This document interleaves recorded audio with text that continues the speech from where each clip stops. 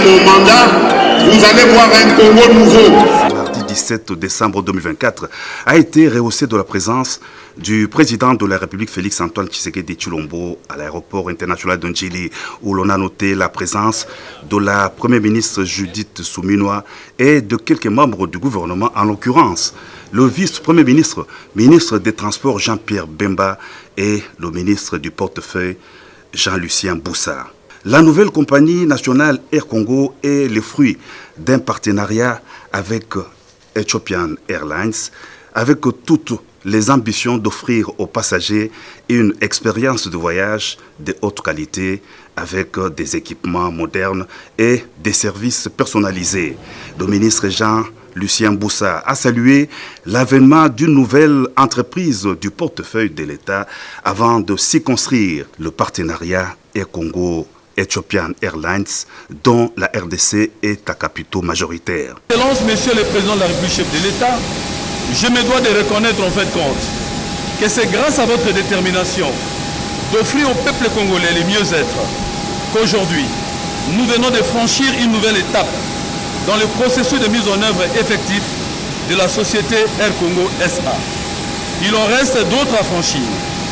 Entre autres, faire bénéficier à cette entreprise du portefeuille de l'État des incitations fiscales nécessaires à la réussite de son démarrage et lui permettre d'accroître sa flotte pour disposer en juin 2025 de 6 avions. Le vice-premier ministre, ministre Jean-Pierre Bemba, a parlé de la concrétisation d'un projet d'envergure sous le leadership du président Félix-Antoine Tshisekedi Tshilombo. C'est avec un grand enthousiasme et honneur que je m'adresse à vous aujourd'hui pour évoquer un projet d'une envergure exceptionnelle, la renaissance d'Air Congo, fruit d'un partenariat stratégique entre la République démocratique du Congo et Ethiopian Airlines. Bien que cet accord ait été conclu en 2022, des turbulences ont quelque peu contrarié sa mise en œuvre. Cependant, il faut souligner que c'est lors de notre retour en septembre de la Chine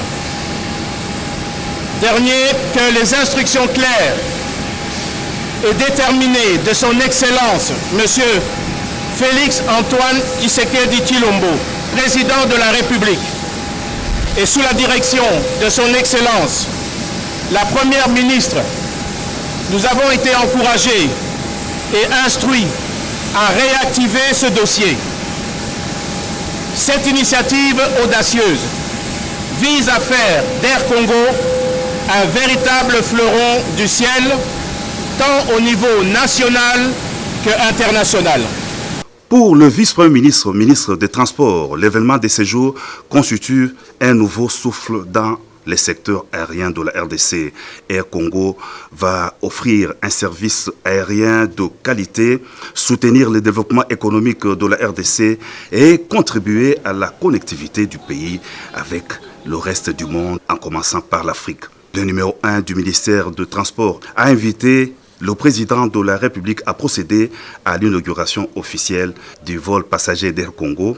À bord du Boeing 737-800, le chef de l'État a communié avec le passager à destination de Lubumbashi. En compagnie de la Première ministre, le chef de l'État a aussi visité le deuxième avion. Air Congo va accroître sa flotte. Mon mandat, vous allez voir un Congo nouveau.